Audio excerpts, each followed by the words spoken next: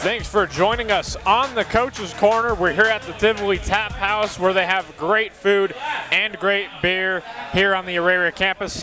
I'm Connor Dockery, sliding over one seat in place of Tony Almanza. Alongside me is Catherine Neitenbach. How's it going? I'm good.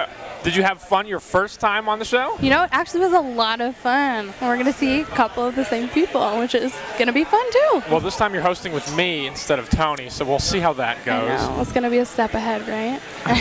All right. Let's hope so. All right, Catherine, who do we have on the show? All right, well, women's basketball season is well underway, so we're going to have a talk with Coach Haave about the start of the season, how it's been going. We're also going to touch on how somebody on that team hit a pretty impressive milestone this past week. Additionally, we're going to talk about the NCAA cross-country championships that took place this past weekend. And the MSU Denver women's team competed at the Division II title. We're going to talk with head cross-country coach Trent Mack about how that competition went. And at the end of the show, we're going to bring on women's cross-country runner Sabrina Rautter, who will talk to us about her race in Pittsburgh and how she reached an All-American status. We're going to have an All-American on the show? Oh, yeah. How cool is that? I know. But before we bring on our first guest, let's quickly recap you what happened this past weekend in Roadrunner Sports. So as we mentioned, our women's cross-country team took part in the Division II National Championships in Pittsburgh, Pennsylvania. The meet took place last Saturday, and the squad did great, finishing 22nd overall. They were led by Sabrina Rautter, who finished 14th in a time of 23 minutes and 3 seconds. That place was good enough to earn All-American honors. Not a bad way for the senior to finish out her cross-country career here at MSU Denver. Sabrina will join us on the show later to tell us all about it. Our women's basketball team played one game this past weekend. They took on Chadron State on the opposing team's home turf in Chadron, Nebraska. This opened up conference play in the RMAC, and the game ended up going into overtime. Roadrunners Jalen Smith and Jonalyn Whitwer got big buckets and additionally, the squad hit 6 of 8 shots from the free throw line to earn the first conference win of the 2018 season. This win gives head coach Tanya Haave her 160th win, which makes her the program's coach with the most wins of all time at MSU Denver. The men's team also took on the Eagles for their lone game of the weekend. The Roadrunners held a 41-40 lead in the second half, but Chadron State went on a 16-4 run that MSU Denver was never able to recover from.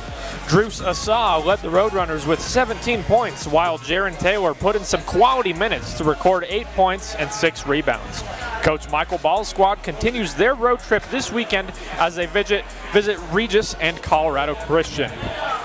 So now we say hello to women's basketball head coach Tanya Haave. Coach, good to have you once again on the show. Well, as always, great to be here. How are you guys? We're really well.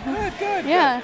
So before we get into some Roadrunners basketball talk, we want to ask you about that great story that our own Rob White wrote. Yes, he did. Featuring you and your relationship and your late Tennessee head coach Pat Summit. It was intriguing to see how much Coach Summit really played a part in your coaching student athletes today.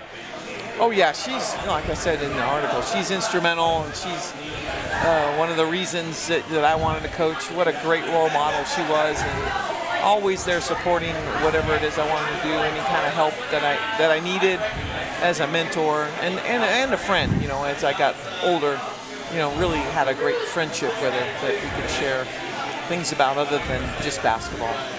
And with your affiliation with Pat Summit, will the women's basketball team be celebrating Coach Summit at one of your games in some way, shape, or form this season? Yes. Now, I'm not sure which game it is. I know it's in January, but we do the We Back Pat game. It's to benefit Alzheimer's. It's to benefit her foundation that benefits Alzheimer's research. So that's sometime in January. I don't have that date exactly, but I'm sure the next time I'm on, ask me again and I'll know the date. But we do that, and we donate the proceeds to her foundation. We'll hold you to it because we'll want to hear about it for sure. Perfect. Please do. All right. Well, we're going to jump right into basketball. So you guys opened up conference play in Chadron. And when we were looking at the game, it kind of seemed like neither team could kind of get an offensive rhythm. Do you think that it had to do with just a little bit of rustiness from the beginning of the season, or was there more to play there? I don't know. I think probably opening conference game on the road. You know, Chadron had been struggling. We had been struggling, although we were coming off a win, but we're on the road. We had made a change in the lineup, so I think that played a little bit of a part. And, you know, I just think just a little bit of nerves, or, you know, like I said, it's that conference game, and then so the intensity goes up a little bit, and so all that played a part. A little bit jumping of everything. right back into it, Sure. kind of getting into Houston. And the Eagles held a 4-point lead with just 35 seconds to go in regulation. Based on how kind of the flow of the game, how it was going, it looked like it was a tough lead to battle back from, especially with not that much time left. But your squad was able to tie things up and go to overtime. Tell us how your team was able to send that game into an extra frame. Well, we had a little bit over 30 seconds, and we had the timeout. So I'm a believer in that. Instead of trying to get the 3, which is a lower percentage shot, and we had not been shooting the 3 well, let's try and get our best penetrator, Jalen Smith, and let's try and get a quick 2, and then see if we can't get a stop, denial, or foul or whatever. But we were able to get the score. We got the quick 2. They advance, and then they turn the ball over. So very fortunate, but I want to say that we might have had something to do with that, with the defending. So then we were able to get the ball back again, and we did the exact same thing, get Jay to the rim, and she got to the line and made the 2 baskets. So we were very fortunate, but I do believe in as much as you can to extend games, and you can do that. The quick 2, it's a little bit higher percentage shot than the 3. So it worked this time. So Good play to use. All right, so overtime itself was quite an adventure, to say the least. We had 3 of the seniors foul out of this game, but you guys still managed to win, so that was good news. Defense may have played a big part in this game, holding the Eagles with 2 without a field goal in the extra frame. Yeah, they scored all their points in the free throw line, I believe, at the free throw line. Yeah, we just allowed to foul a lot. But to have Jay foul out, to have Johnny foul out, to have Bree foul out, all those players foul out, and then we're going with 2 or 3 freshmen, and to really hang on to win that game was really a great thing. I think that's going to provide a little bit of confidence for those players that were in the game at the time. You know, and plus we had 2 seniors, Michaela Gonzalez and Emily Hardigan, in the game, so it was good. But finding a way to win the way we did couldn't have been prouder of the girls. So now with that victory, that's now victory number 160 for you in your career here with the Roadrunners, and that places you in first all-time with the Roadrunners. Kind of tell us what your thoughts when you had learned that you are now number 1 in that category. I think grateful. You know, Nate asked me that. Just grateful for the opportunity to be here. Grateful for the opportunity to coach the players that we've coached, to have the staff that I've had, the administrators that have been here through the years, and just, I'd say grateful, and just real, and beyond that, just happy that we got that win at Chadron at that time, because that meant we were 1-0 in conference. The other part just kind of icing on the cake, but I was very grateful, very grateful. Good to hear. All right, so with those 160 wins, were there any games that really stood out to you? You know, I know this one probably is a good experience getting to that 160, but were there any ones that you remembered? Was it your first win? Was it? Oh, gosh, the first win, gosh, the regional win to send us to the Elite 8, some games that we won to win conference championships. Every senior night is special. Those games are really special. And then the Elite 8 games, all the NCAA tournament games. You know, there's a regional final at Wayne State my second year. You know, we didn't win that, but boy, what a great atmosphere for women's basketball. So you remember quite a few of them, but those are the ones that stick out in my mind off the top of my head. So after that win at Chadron State, the road trip continues here in the RMAC this weekend as you venture off to Regis and Colorado Christian. What are some things that you're looking to tweak as you approach this road trip? Well, I think our shot selection or shooting, we only shot 16% from the three-point line.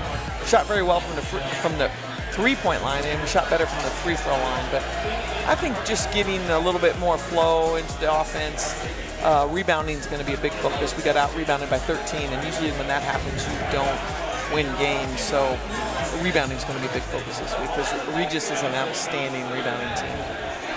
Well, hopefully some of those streaks will result in some more wins in this RMAC conference. We certainly hope so. I want to build on 160 for sure. Well, Coach, thanks for coming on. We congratulate you on your incredible milestone. Yes, thank you. Congratulations. Thank you. And good luck. Best of luck this weekend on this road trip.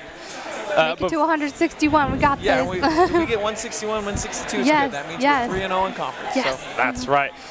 Well, we're going to take our first break, but before we go, we're going to read you our tweet of the week. It comes from the Roadrunners women's basketball account celebrating Coach Haave's 160th win and becoming the program's all-time winningest coach. It simply states, best ever. It got over 122 likes, and even Coach Haave's alma mater, Tennessee, retweeted and commented on her amazing accomplishment. We know there are many more wins to come, and it couldn't happen to a better person. Time for that break, but we'll talk cross-country national championships up next on the Coach's Corner.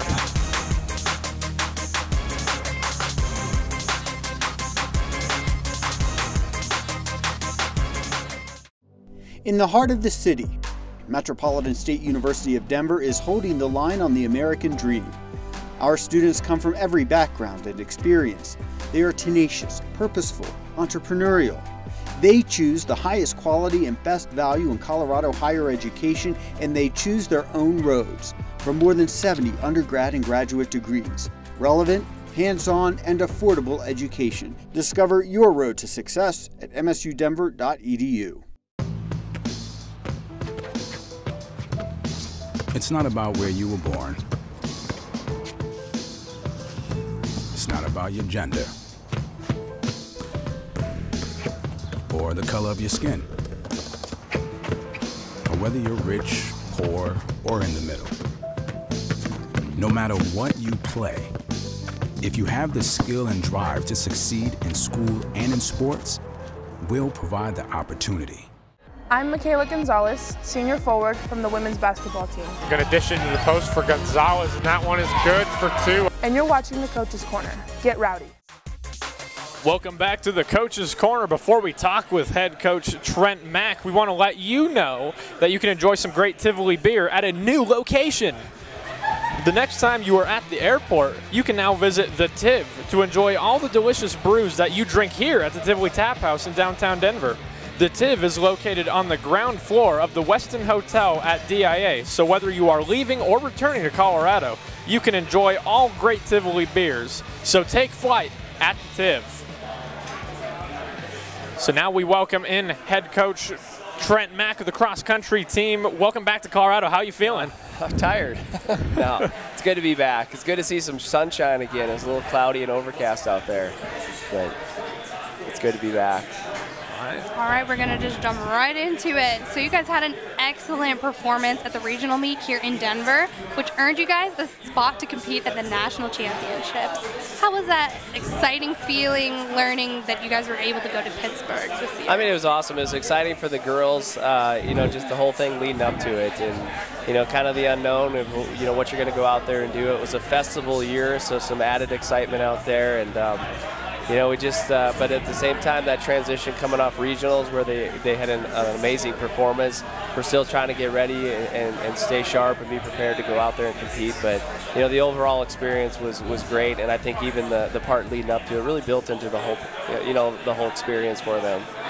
So let's talk national championships. What was the team's mood heading into that race? It was the first time for all your runners to compete on cross country's biggest stage. So were there any nerves, or were they locked in and ready to go? I think they were excited for the most part, and, you know, but then I think the morning of when we got there, you know, the men run first, and I think sometimes at a national championship that can be a little bit overwhelming. The men's race getting ready to go, and there's, you know, whistles and horns blowing, and there's a drum line out there, and just there's a lot of energy, you know, just try to control your emotions. But I think that's the first time really where it really sets in, and I think then the excitement turned a little bit to nerves. All right, so after the regional meet, the weather was a little bit crazy and cold, right? So we have to ask, what were the running conditions like here in Pittsburgh? How was the weather? Was it as bad as it was at the regional meet, or was it more promising? I mean, I tell you what, the hosting that meet here at Wash Park, I didn't think you could see a whole lot worse weather. And I don't know that the weather was worse, but the course conditions were by far worse. In all my years, of running, competing, coaching, 15 plus years, I've never seen a course in conditions like that. Just, places, lower parts of the course at the bottom of hills where, the athletes were sinking in 3-4 inches into the mud. And, and then you add the hills, and I mean, it was some true hills on that course. So, I mean, just the combination, and then it started raining during the women's race, and it was kind of chaos, and that's really how they described it afterwards too. It was just chaos, but it definitely left a lasting memory for them. All right, so was there anything that you said to your team right before the race started? It's one of those things where you really just got to put yourself into it, and that's what I told them. I told them, before they literally went to the line, I said, you ladies, put in the work to get yourself here. Let's, you started it together, now let's finish it together. And all I wanted them to do is walk away from it knowing that they put it out there, and not go into it conservative, thinking, big race, championship race, end of the season, and play it safe. In those conditions, you really can't play it safe because the field is too competitive and you're too conservative. They're not going to come back to you. There's too much talent in that field. So how did this race unfold? We were following online. I believe Sabrina made it as high as 9th. Erica started out in the back, but she started to work her way up, and the team as a whole finished as 22nd overall. Yeah, I mean, I was shocked that Erica was able to move up as well as she did. I was a little concerned about that, but I know that she likes to race that way. Overall, I think if you look at a lot of the individuals, both in the men's and women's race, once you kind of got to a position middle of the race, there's small movements from there on out. Just because the fatigue factor, you try to make some aggressive moves, and you feel like you can't get anywhere. Whether you hit a 7% incline of a hill or you're slipping in the mud, every time you try to accelerate, you just kind of little roadrunner style, no pun intended, but your legs are just spinning. So that's why it was key to put yourself in the race early, and Sabrina did, and I knew she would from the gun. She's raced that way all year, and I knew it would fit her well. She's strong, she's a competitor, and I really wanted to see her up front early because I knew her competitive side would kick in and she'd hang in the mix. All right, so we're actually going to touch on Sabrina Rautter. We're going to have her on a little bit later in the show. She finished 14th among 266 runners, and she also earned All-American honors, which is pretty impressive. So talk about that race, and then also let's talk about her in the beginning years here at Metro. How was she like then versus now? Last year was my first experience with Sabrina, and I think we call a little bit of the yo-yo effect. There's times last year that I saw glimpses of what she could become as a runner. Some kind of ups and downs. But towards the end of the season, we started seeing more and more progression. But when she came in this fall, it didn't take long. First race of the season, we played it really, really conservative. And what she did in that performance, going literally from the back of the field down at Colorado Springs, I think she finished in the top 10 that day. I was like, man, she's on a total new level of fitness. And from then on out, she put herself in every race. And when we started running in some of those bigger competitions and she started competing amongst the All-Americans from past years, that's when I saw that, she was ready to compete on another level. So going into the championship, it was simple. I said, do what you've done all season. I said, race the same way, same confidence, and it'll take care of itself, and that she did. So it was pretty exciting to see. Impressive, yes. So with the success that your team has had this season, how does it help with the program moving forward, and how bright do you think the future is for this squad? Well, it's never going to be easy. The minute you get back on your heels, you're gonna get nipped by a few teams and be the team sitting back watching teams travel across the country. So especially in this region, but it's great to get some younger individuals there, get experience. Hopefully we can build off that recruiting. There's a lot of excitement talking to some of the recruits, and it starts to become a little bit more reality. And instead of talking about what we want to do as a program, we start saying, well, this is what we're doing, and we want to build off that. And But we still have some work to go in terms of building that foundation where we can do it year after year. And a lot of that is just going to come through depth, getting more freshmen coming in and working with them to get that maturity and that experience so that when they're upperclassmen, they're ready for that. So the experience that some of these younger girls got is invaluable, and hopefully that'll be the spark that kind of motivates the rest as new faces continue to come into this program. Well, all right, Coach, it's that time again. It's time for the trivia question. All right. Where we try to stump you with some cross-country trivia. You earned a couple points last time you were on the show. Are you ready to try and stay close and keep adding to your point total? If I get 1 point, I'll take it as a victory when I'm walking away here. So we'll see what you got for me. All right. So here's your question. It's multiple choice. The men's cross-country program started in 1973, the women's in 2005. So, including yourself, how many head coaches have there been in the history of the cross-country program? Is it A, 5, B, 9, or C, 12?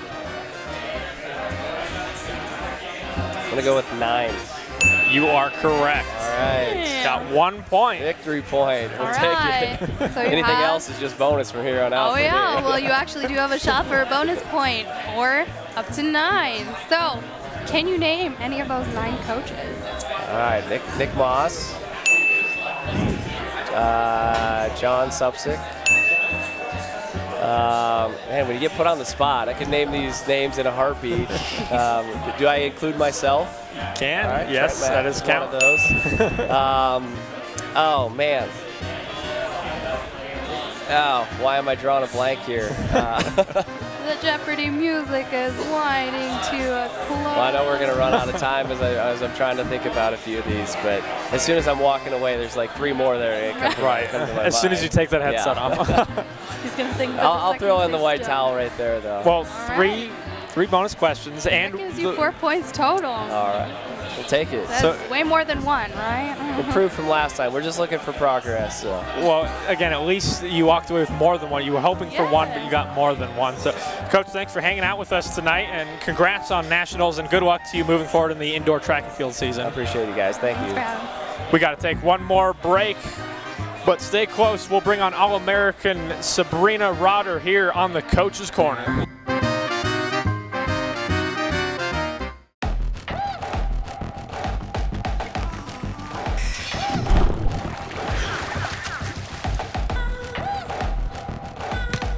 Enough.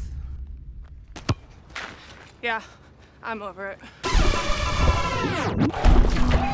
We shouldn't need commercials to tell you we're powerful. No thanks. Genders don't play sports. Athletes do.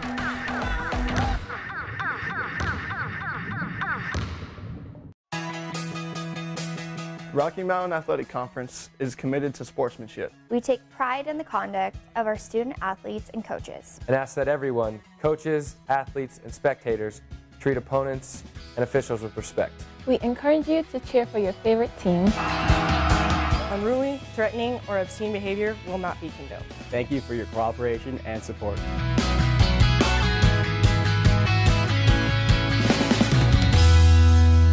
I'm Erica Ruiz, a senior on the women's cross country team, and you're watching the Coach's Corner. Get rowdy. Thanks for sticking around with us here on the Coach's Corner. Before we talk with Sabrina, we want to remind you that you can do your holiday shopping at shopmsudenver.com. Give that Roadrunners fan what they need so they can come to games and meets to represent Sabrina and the rest of the MSU Denver student athletes by donning that red and blue. So many great gifts ideas, everything from clothes, office gear, golf equipment, computer supplies, and much more. That's shopmsudenver.com. So now we say hello to brand new All-American Sabrina Rautter. Thanks for coming on the show. Thank you for having me. Yeah. All right, Sabrina, so we see the medal. So do you walk up to everybody and be like, hi guys, I'm All-American Sabrina Rautter. Flash that thing around, man, I would. How does it feel to achieve something like that in your career anyway? It's been a dream since like 8th grade. Since beginning, becoming a runner. Is that when you started, as in 8th grade? Yes. Oh, yes, nice. Yeah. Well, ever since I used to play soccer, I was a soccer player, and then I became a runner in 7th grade on the Flash team. And then the high school coaches saw me and said, hey, keep it up, keep going. And so I just kept with running. Well, it obviously paid off, right? So how did the team feel heading into those national championships? Were you nervous at all, or were you just ready to roll and eager to get on the starting line? Yes, we were so excited to make it as a team. We weren't sure. We were going for 5th place at regionals, and that's exactly what we did. We got that 5th place and moved us on to nationals, and I'm so happy that I didn't have to go as an individual. So much amazing going as a team, and yeah, I was ready to rock and roll. Not nervous. I had my team there with me and ready to get on the line.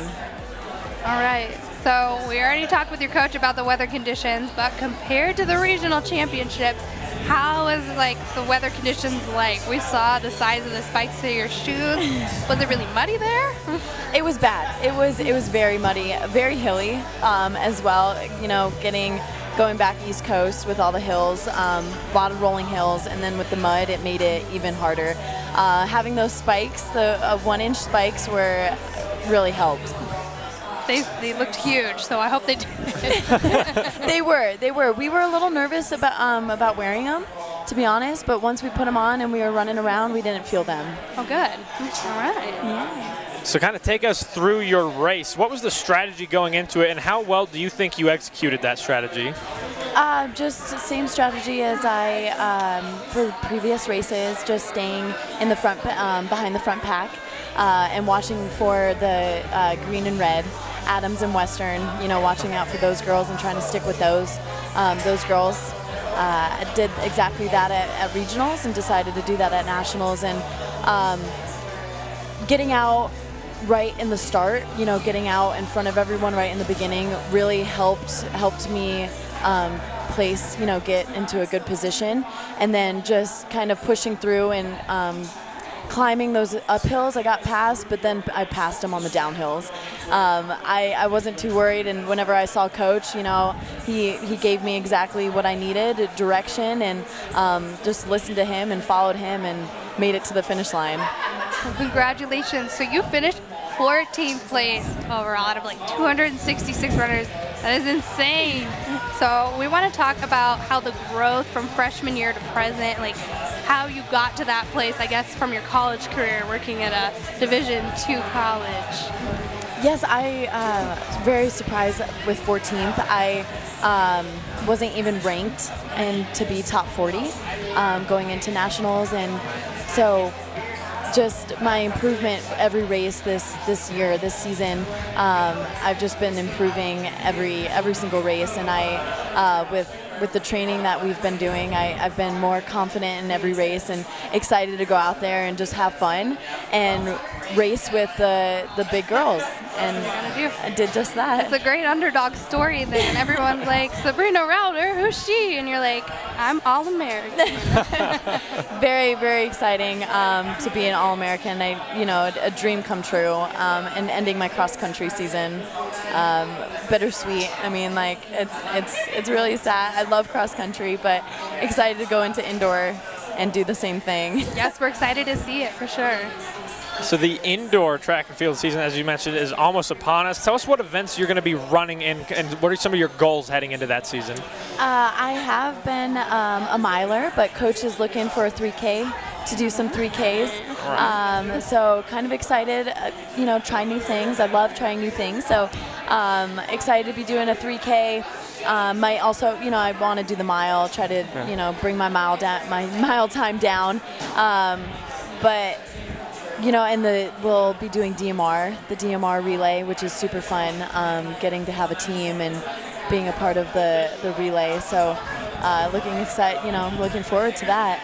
Well, hopefully you do better than I do in the mile. In high school, doing those mile runs, I'd be like 1.5 laps in and out, huffing and puffing, and be walking the rest of the way. So hopefully you do better than I do.